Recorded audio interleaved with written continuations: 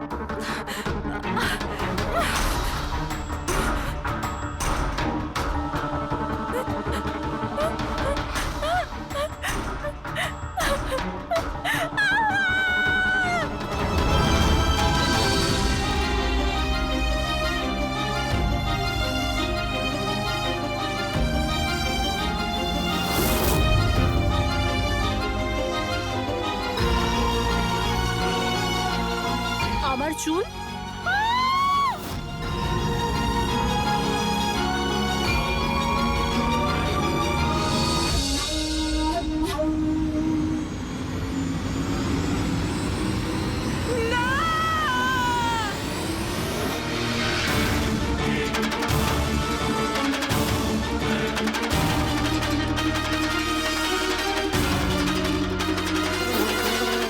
Serial killers এরা সবসময়ই একা থাকতে পছন্দ করে। ওদের কোনো বন্ধু হয় না। তাই অন্যদেরকে, এমন লোকেদেরকে এড়িয়ে চলতে হবে যাদের হাব ভাব বা চাল চলনে একটু অন্যরকম, কিছু অদ্ভুত ধরনের আচরণ দেখা যায়। তা সত্ত্বেও ব্যাপারটা হলো, সিরিয়াল কিলার থেকে বাঁচতে হলে আমাদেরকে সাবধানে থাকতে হবে। সত্যি সাবধানতার প্রয়োজন। Hello, ACP Padmaman here. কোথায়? ঠিক আছে, আমরা এখনই পৌঁছচ্ছি। Okay, thank you. সরি, যেতেই হবে। No problem sir. স্যার কিন্তু থ্যাংক ইউ, আপনি আপনার মূল্যবান সময় আমাদের দিয়েছেন। Wish you all the best for your thank documentary. You sir, thank you very much. আবার দেখা হবে। ওকে, একদম sir. Thank you very much. Bye by.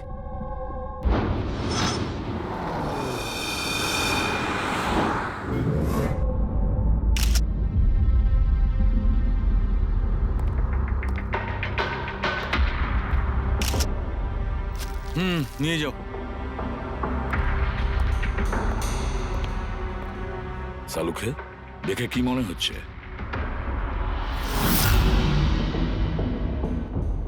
বস, মৃত্যুর কারণ এখনো কিছু বুঝতে পারছি না। ল্যাবে নিয়ে গিয়ে দেখছি। আর ডক্টর, এই চিহ্ন? হ্যাঁ দয়া, এই যে চেয়ারে বাঁধা ছিল দড়ি দিয়ে, তারই চিহ্ন এটা।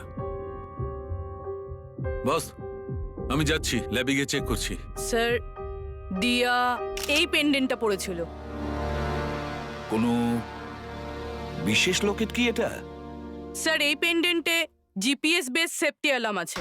এই পেন্ডেন্ট পরে থাকা ব্যক্তি যদি কোনো বিপদে পড়ে, এই পেন্ডেন্টটা দুবার প্রেস করলে পেন্ডেন্ট পরে থাকা ব্যক্তির ইমার্জেন্সি লিস্টে যে কটা নাম্বার থাকবে তাদের কাছে একটা এসওএস মেসেজ যাবে যে এই ব্যক্তি বিপদে আছে।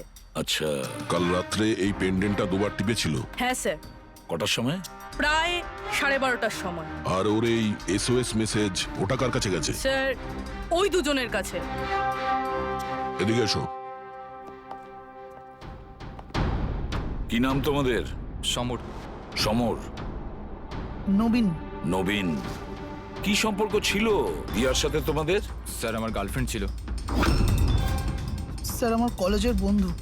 যখন দিয়া তোমাদের এসওএস মেসেজ করলো তখন তোমরা কিছু করনি কেন? হ্যাঁ স্যার, এটার জন্য আমারও আফসোস হচ্ছে যে আমি ফোনটা সাইলেন্ট কেন রেখেছিলাম। যদি আমি ফোনটা সাইলেন্ট না রাখতাম, স্যার, আজ দিয়া বেঁচে থাকতো। ফোন সাইলেন্ট ছিল। আর তোমার নবীন, তোমার ফোনটাও সাইলেন্ট মোডে ছিল?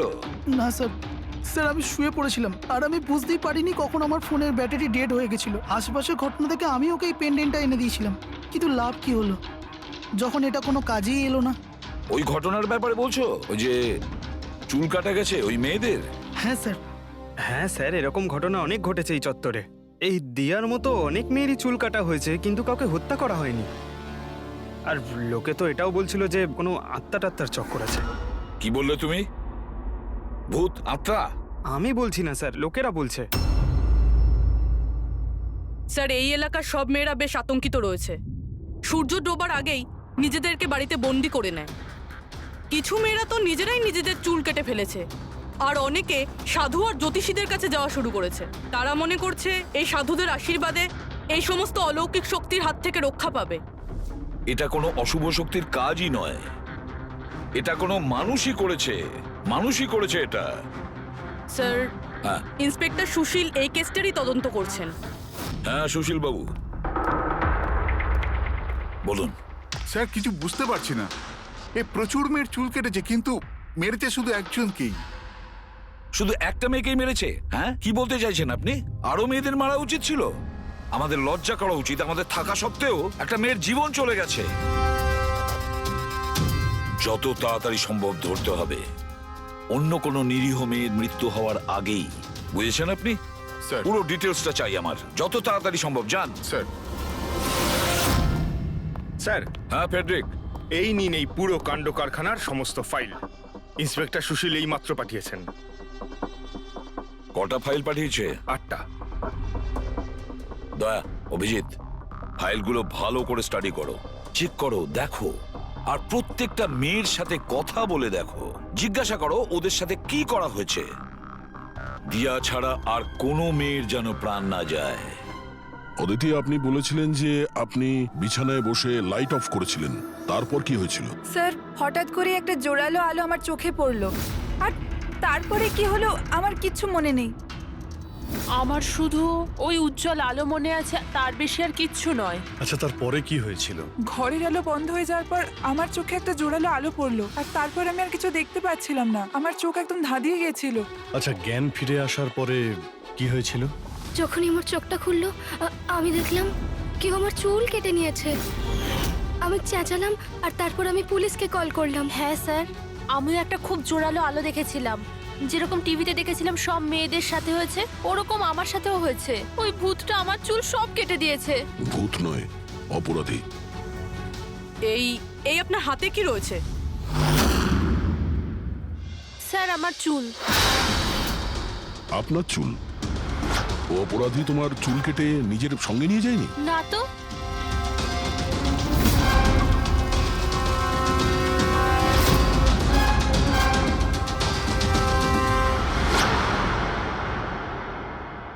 অদ্ভুত একটা ব্যাপার। এই আসামি যে যে মেয়ের চুল কেটেছে সেই চুলগুলো নিজের সঙ্গে নিয়ে গেছে, কিন্তু এই 4টে মেয়ের চুল কেটে চুলগুলো বাড়িতেই ফেলে গেছে।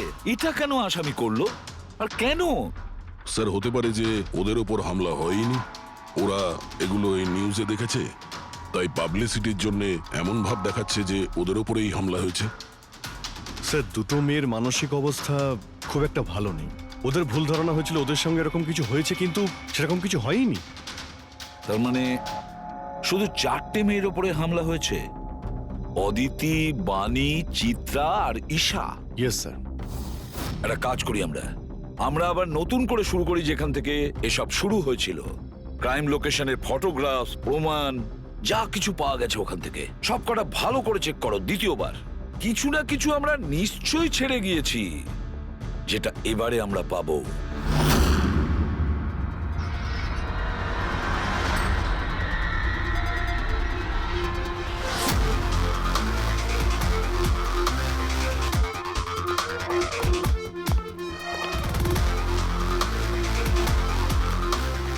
অদিতি, বাণী,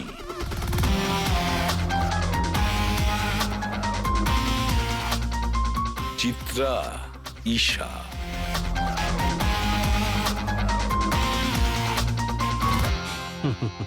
পেয়ে গেছি স্যার।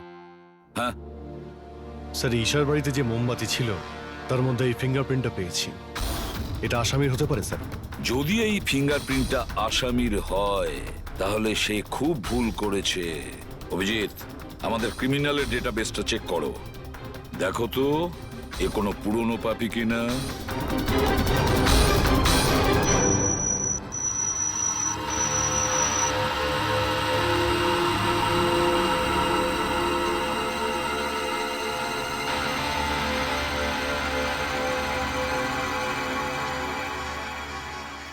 স্যার হ্যাঁ বলো। স্যার এ তো পুরনো পাপি, কিন্তু 17 বছর বয়স। 17 বছরের? হ্যাঁ স্যার, এই 17 বছরের বাচ্চাটা কুনাল। আর কয়েক মাস আগেই মদ খাওয়ার অপরাধে আন্ডার এজ ড্রিঙ্কিং এর জন্য একে গ্রেপ্তার করা হয়েছিল। মাত্র 17 বছরের ছেলে এইসব কাজ করছিল? এটা তো ওর সাথে দেখা করলেই জানা যাবে। এমনিতে তো সিরিয়াল কিলাররা অ্যাডিকশনের মধ্যেই থাকে, নেশা করে, ড্রাগস নেয়। এ থাকে কোথায়? স্যার এ চুনাপট্টিতে থাকে। চুনাপট্টি? তাহলে আর দেরি কেন, দেখা করে আসো ওর সাথে চুনাপট্টিতে।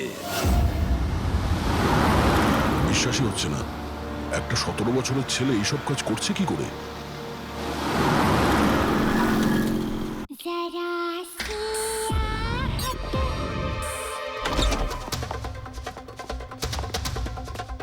কুনাল। হ্যাঁ, আপনারা কে? সিআইডি। সিআইডি? তোমার লজ্জা করে না? পড়াশোনা করার বয়সে এইসব করছো? হ্যাঁ কি স্যার? কে এসেছে কুনাল? আরে স্যার আপনারা?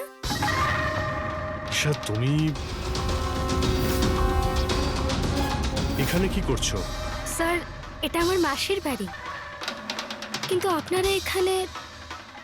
কুনালের সঙ্গে দেখা করতে এসেছি। কুনাল এ আমার কাজিন স্যার। কাজিন? তুই তোর কাজিনের চুল কেটেছিস? স্যার স্যার আমি তো স্যার ঈশা দিদির সাথে একটু মজা করেছিলাম স্যার। স্যার আমি ওই চুল কেটে দেওয়া লোকটার ব্যাপারে নিউজ পেপারে পড়েছিলাম স্যার। আমি ভাবলাম এই মজাটাও একটু ঈশা দিদির সাথে করা যাক। মা, মা আমার চুল। আর মা আমার সব ও চুল চিল্লে কেটে চিল্লে দিয়েছে। সারা বাড়ি মাথায় তুললো আর পুলিশকে ফোন করে দিল স্যার।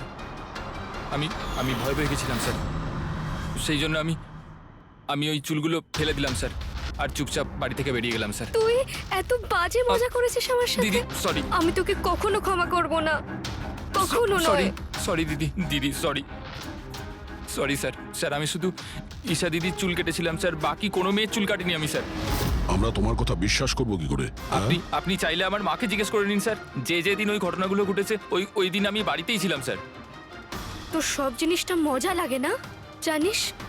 যখনই ওই মুহূর্তের কথা ভাবি ভয়ে বুকটা আমার কেঁপে ওঠে। দিদি সরি দিদি তোমার সরি। ভাগ্য ভালো যে আমরা তোমাকে অ্যারেস্ট করছি না। নিজের স্বভাব পরিবর্তন করো, নাহলে ভবিষ্যতে বড় সমস্যায় পড়বে তুমি।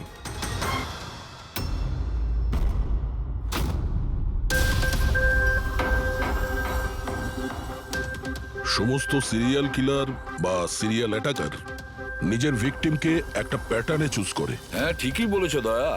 হ্যাঁ এরকমই তো হয়। তোমার মনে আছে তো দয়া ওই কেসটা, যেখানে কিলার 40 থেকে 50 বছরের মাঝে বিজনেসম্যানকে চুজ করেছিল নিজের শিকার করার জন্য? হ্যাঁ স্যার, একটা কেসে স্যার সিরিয়াল কিলাররা তাদেরই টার্গেট করতো যাদের কাছে লাল গাড়ি আছে। ঠিক ওই রকমই এই মেয়েগুলোর কেসেও একটা ফিক্সড প্যাটার্ন আছে।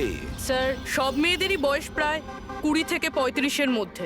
আর এরা সবাই ইন্ডিপেন্ডেন্ট ছিল স্যার, চাকরি করতো আর বাড়িতে একলা থাকতো। সবচেয়ে ইম্পর্টেন্ট কথা, প্রত্যেকের চুল কিন্তু লম্বা ছিল। ছোট চুল আছে এরকম কোনো মেয়েরই চুল কাটা হয়নি। সেটাই তো মেন প্যাটার্ন, লম্বা চুলওয়ালা মেয়েদেরইও বেছে নিত। কিন্তু স্যার এর মধ্যেও কোনো বিশেষ পছন্দের ছিল না ওর। এই বানি আর দিয়া ওদের কোকড়ানো চুল ছিল, অদিতি আর চিত্রা ওদের চুল সোজা ছিল। এই যে সিরিয়াল কিলাররা হয় না স্যার, ওরা স্পেসিফিক হয় নিজের পছন্দের বিষয়ে। হ্যাঁ একটা ব্যাপার কমন, এই সব মেয়েদের পাশেও ক্যান্ডেল রেখে গেছে। হ্যাঁ এই নটটা দয়া, একটা ব্যাপার নোটিশ করেছো তুমি? কি হয়েছে স্যার? এই নটস গুলো দেখো, অদিতি আর চিত্রাকে যেভাবে বেঁধেছিল চেয়ারের উপর, নটস গুলো দেখো। এখানে এক রকমের নটস আর দিয়া আর বাণীকে যেভাবে বেঁধেছিল এই নটসগুলো একেবারে আলাদা। দয়া, যে নটস দিয়ে দিয়া আর বাণীকে বাঁধা হয়েছিল এই নটগুলোকে বোলাইন নট বলে। বোলাইন নট যেরকম টাইয়ের হয় না, আর এই নটগুলোকে বলে triple barrel not. Triple barrel not. কেউ কাউকে যদি বাঁধে স্যার, তাহলে তো একই রকম গিট ব্যবহার করবে, কিন্তু ও দু ধরনের গিট ইউজ করেছে। এটা মনে হচ্ছে যে আমাদের ভুল বোঝানোর চেষ্টা করছে, কিংবা এর মানসিক পরিস্থিতি ঠিক নয়, স্কিউজোফেনিক আছে ওর। হ্যাঁ, কিন্তু দয়া, সবার আগে আমাদের এটা জানতে হবে ও শিকারগুলো বাছে কি করে আর কখন বেছে নিত, আর ও শিকার বেছে নিত কোন জায়গায়। হয়তো সব মেয়েরা একই অফিসে চাকরি করত, একই জিমে যেত বা একই বিউটি পার্লারে যেত। কোনো না কোনো একটা সূত্র নিশ্চয়ই আছে, আর যেটা এদের সবাইকে এক করে দিয়েছে। কিন্তু কি? স্যার, এই দিয়ার বন্ধু সমর আর নবীন, ওদের বক্তব্য যে রাতে দিয়া খুন হয় ওই রাতে ওরা নাকি ডান্ডিয়া খেলতে গেছিল প্রেমাল গ্রাউন্ডে। প্রেমাল গ্রাউন্ড? হ্যাঁ স্যার, চিত্রা ওখানেই গেছিল ডান্ডিয়া খেলতে, যেই রাতে ওর চুল কাটা হয়েছিল। অদিতি আর বাণী, খোঁজ নাও তো পঙ্কজ, যে ওরা প্রেমাল গ্রাউন্ডে গিয়েছিল।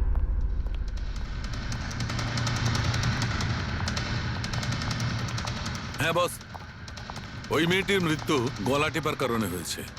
গলা টিপে মারা হয়েছে? স্যার, এই হলো তার রিপোর্ট। স্যার, হ্যাঁ স্যার আপনার সন্দেহ ঠিক ছিল স্যার। অদিতি আর বাণী সেই রাতেই ডান্ডিয়া খেলতে গেছিল যে রাতে ঘটনাটা ঘটেছিল। তার মানে হলো দয়া, আসামি প্রেমেল গ্রাউন্ডে যেত ডান্ডিয়া প্রোগ্রামে, আর কোনো লম্বা চুলওয়ালা মেয়েকে ও বেছে নিত নিজের শিকারের জন্য। ওখান থেকে বেরোনোর পর ওকে ফলো করে আর সুযোগ পেয়েই কাজ হাসিল করে নেয়। তাহলে তো একে ধরা কঠিন নয় দয়া। সেটা কি করে স্যার? ফেডরিক, ইঁদুরকে ধরার জন্য তাকে লোভ দেখানো হয়, তারপরে ওকে ট্র্যাপে ধরে ফেলে, আর ব্যাস। ঠিক ওই রকমই শিকার ঠিক ঘুরে ফিরে আসবে প্রেমেল গ্রাউন্ডে ডান্ডিয়া প্রোগ্রামে, আর আমরা তার অপেক্ষা করব। কিন্তু স্যার, নবরাত্রি তো শেষ হয়ে গেছে, তাহলে পরের বছরের জন্য ওয়েট করতে হবে। নবরাত্রি শেষ হয়ে গেছে তো কি হয়েছে? ডান্ডিয়ার প্রোগ্রাম আমরা নিজেরা অ্যারেঞ্জ করব, পুরো এরিয়াতে অ্যাডভার্টাইজমেন্ট করব, ব্যানার লাগাবো, আর এইবার আসামির জন্য শিকার আমরা তৈরি করব। আমরা। কিভাবে স্যার? সিম্পল ব্যাপার ফেডরিক। এবারে ডান্ডিয়ার প্রোগ্রামে থাকবে একজন লম্বা কোকড়ানো চুলওয়ালা মেয়ে, আর দ্বিতীয় একটি মেয়েও থাকবে, লম্বা সোজা চুলওয়ালা একটি মেয়ে।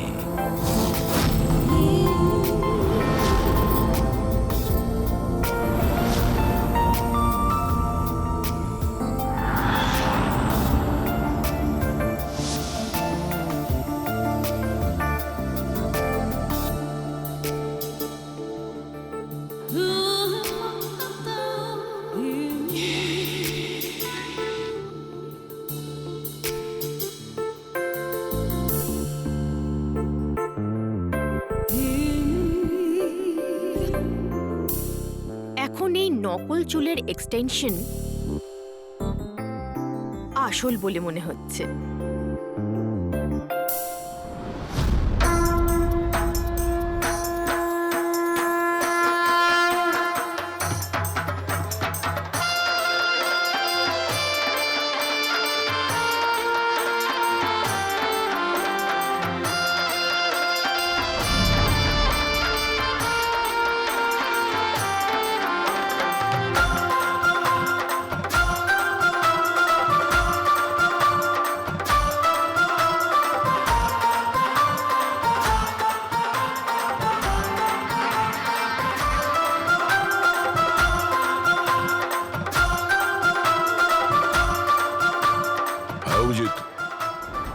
সবকিছু ঠিক আছে? হ্যাঁ Daya. Okay, fine.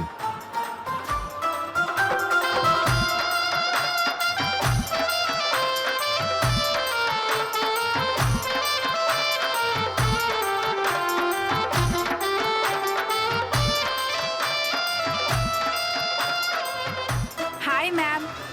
High. Wow, আপনি তো খুব সুন্দরী। আপনার মেকআপ খুব সুন্দর হয়েছে, স্পেশালি আপনার কার্লি হেয়ার খুব সুন্দর লাগছে। Thank you. You welcome.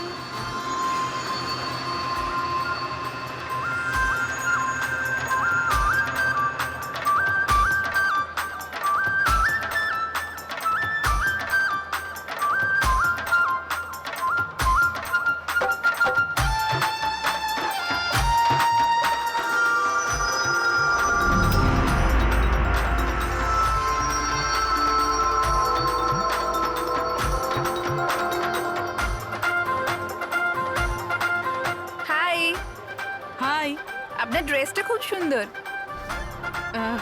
Thank you. তোমার ড্রেসটাও খুব সুন্দর। Oh thank you.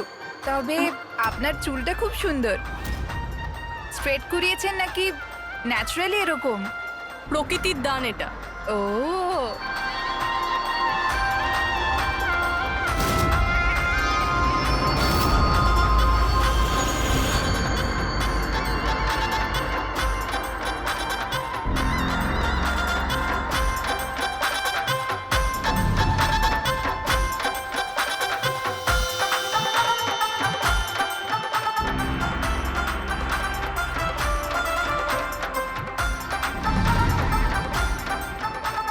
শোনো, আমার পাশে একটা ছেলে ডান্স করছে, একটু গন্ডগোলের মনে হচ্ছে।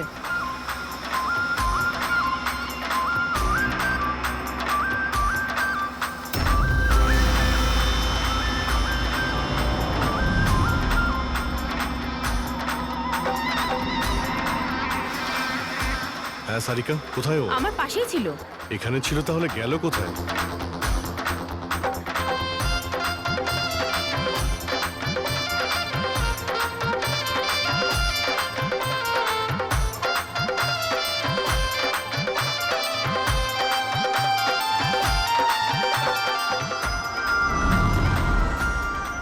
রবি, স্যার।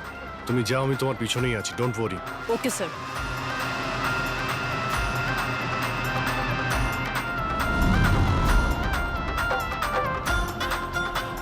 হ্যাঁ অভিজিৎ, আমি রবির পিছনে যাচ্ছি, তুমি সারিকার পিছনে থেকো।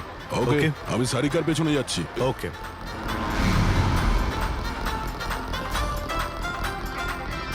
সারিকা, হ্যাঁ ঘাবড়িও না, আমি তোমার পেছনে যাচ্ছি, তুমি নিশ্চিন্তে যাও। ওকে।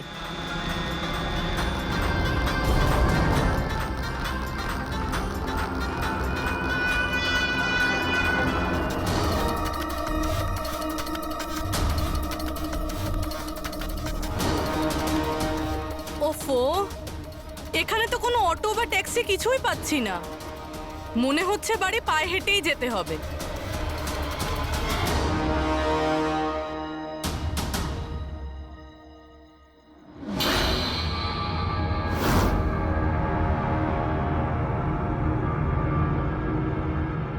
স্যার, কেউ পিছু নিয়েছে নাকি? না, এখনো পর্যন্ত কাউকে দেখতে পেলাম না।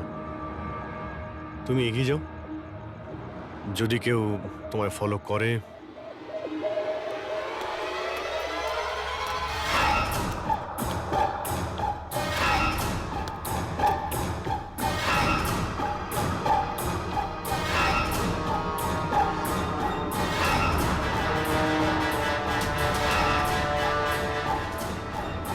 দয়া, আমার মনে হয় কেউ আমাকে ফলো করছে। কাউকে দেখতে পাচ্ছ? না সারিকা, অল ক্লিয়ার। ওকে।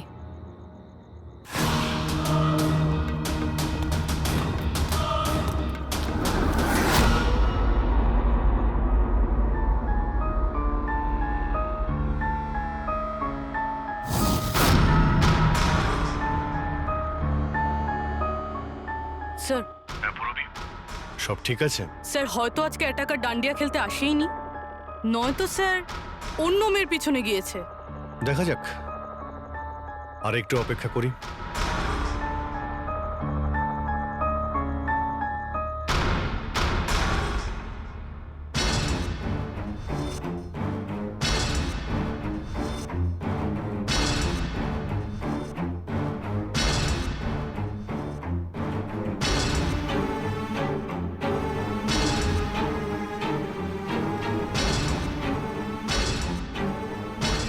সারিকা, সব ঠিক আছে? সারিকা, কি হলো? মনে হচ্ছে সারিকার উপর অ্যাটাক হয়েছে।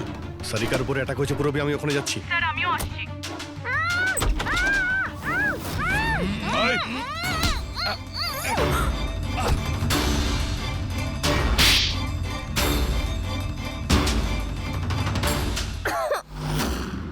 ও নো, সারিকা তুমি ঠিক আছো? হ্যাঁ আমি ঠিক আছি।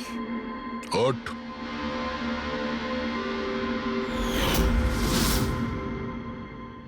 আরে, এ তো ওই ছেলেটা যে ওখানে ছিল।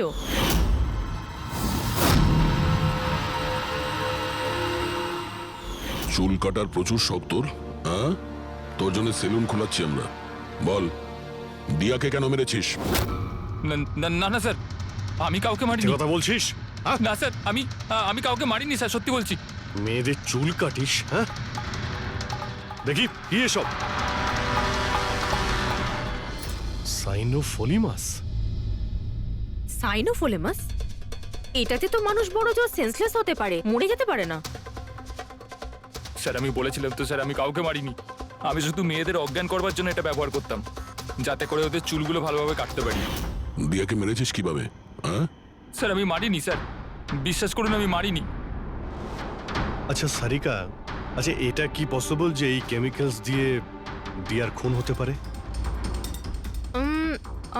যদি ওর এতে অ্যালার্জি থেকে থাকে তাহলে সেক্ষেত্রে ওর মৃত্যু হতে পারে, আদারওয়াইজ। তাহলে দেখো একবার টেস্ট করে কি জানতে পারা যায়। হ্যাঁ, টেস্ট করে দেখছি। আর তুই চল, তোর বিরুদ্ধে চুল কাটা হবে, চল। আচ্ছা, পুরবি কোথায়? ওর তো এখানে আসার কথা ছিল। পুরবি তো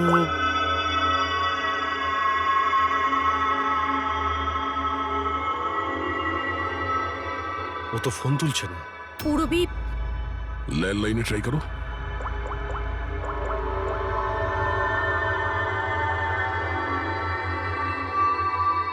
রিং হয়ে যাচ্ছে। পুরবি,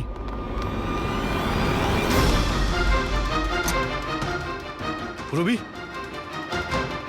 আচ্ছা অপরাধী তো আমাদের সঙ্গে ছিল, তাহলে এগুলো করলো কে? তার মানে দুজন রয়েছে, আর দুজনে একই রকমের অপরাধ করছে। পুরবি, রবি, ঠিক আছো? কি হয়েছিল? স্যার ঠিক ওই রকমই হয়েছে। প্রথমে বাড়ির লাইট চলে গেল, আর তারপর আমার চোখে একটা তীব্র আলো পড়ল, আর আমি অজ্ঞান হয়ে গেলাম। কি? কিন্তু স্যার এই সবকিছু কিন্তু একটা মেয়ে করছিল। মহিলা? ওখানে ছেলে আর এখানে মেয়ে, ব্যাপারটা কি? কোনো ব্যাপার না, চুল তো কেটে নিয়েছে, এবার এই কাটা চুল দিয়েই ওকে আমরা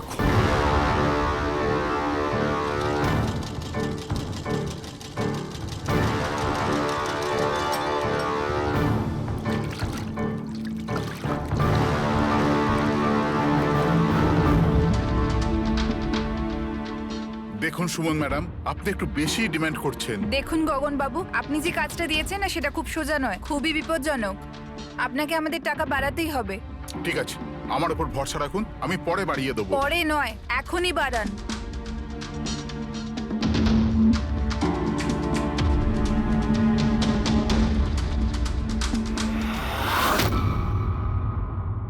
এটা কি গগন স্যার?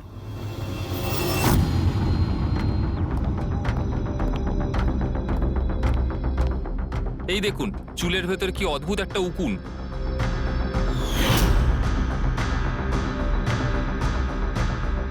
আগে কখনো এরকম উকুন দেখিনি, আর দেখবেও না, কারণ এই উকুনগুলো সিআইডির হয়ে কাজ করে, আর এর নাম হলো মাইক্রোস্কোপিক ট্র্যাকিং ডিভাইস।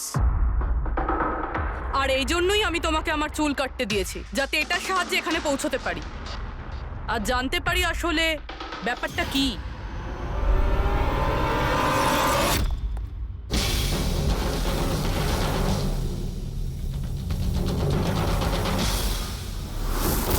স্যার আমার কোনো দোষ নেই, আমি গগন বাবুর থেকে টাকা পেয়েছিলাম এসব করার জন্য। গগনবাবু টাকা দেবে, আর যদি বলে কুঁয়োতে লাভ দিতে তো তুমি দিয়ে দেবে? এখন বলো, কেন করিয়েছো তুমি এসব?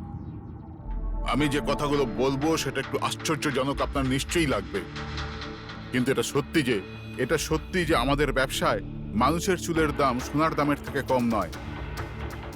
কোটি কোটি টাকা রোজগার হয় এখান থেকে।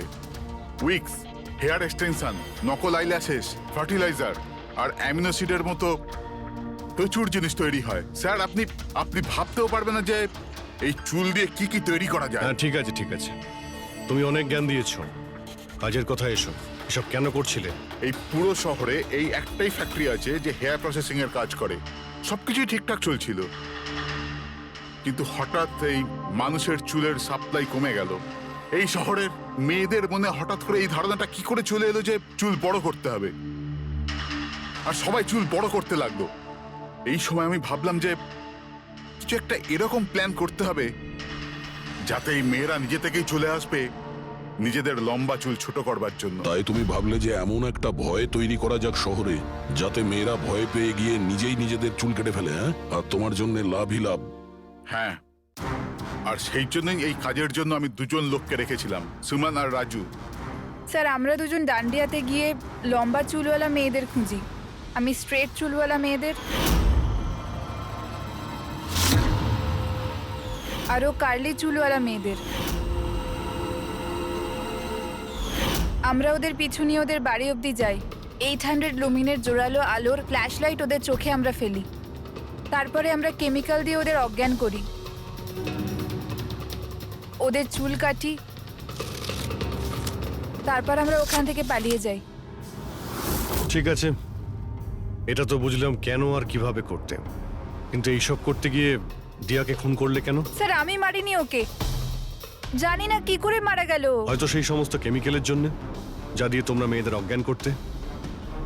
হয়তো ওই কেমিক্যালের জন্য ওর অ্যালার্জি হয় আর তাতেই ওর মৃত্যু ঘটে। স্যার আমি কি করে জানবো যে ওর অ্যালার্জি ছিল? আর এরকম আপনারা আমায় মিথ্যে খুনের মামলায় গ্রেফতার করতে পারেন না।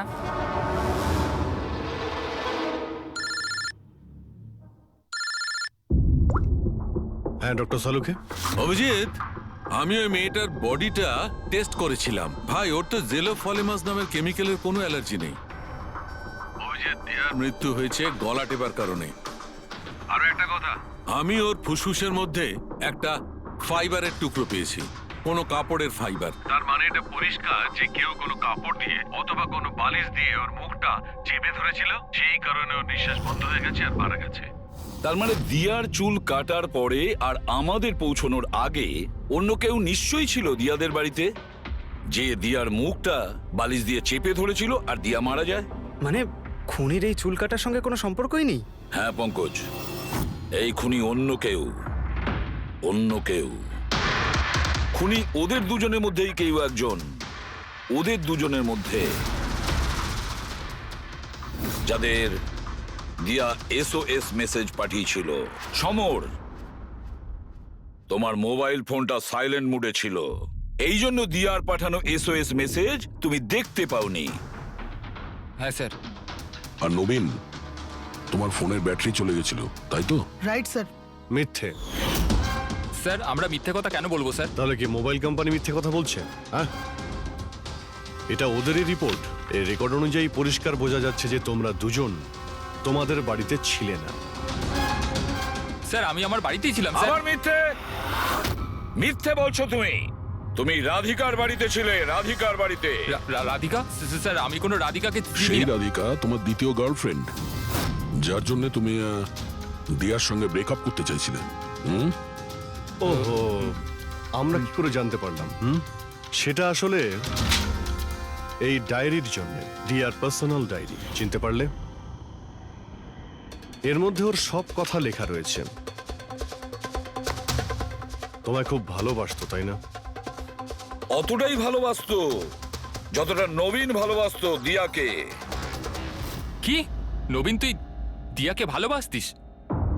হ্যাঁ, এত ভালোবাসতো যে সবসময় দিয়ার সিকিউরিটির কথা চিন্তা করতো, আর সেই কারণেই ও ওকে এই পেন্ডেন্ট এনে দিয়েছিল।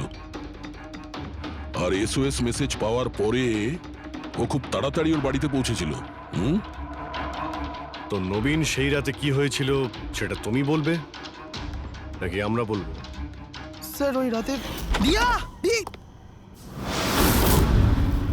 দিয়া দিয়া দিয়া ওঠো, দিয়া জল,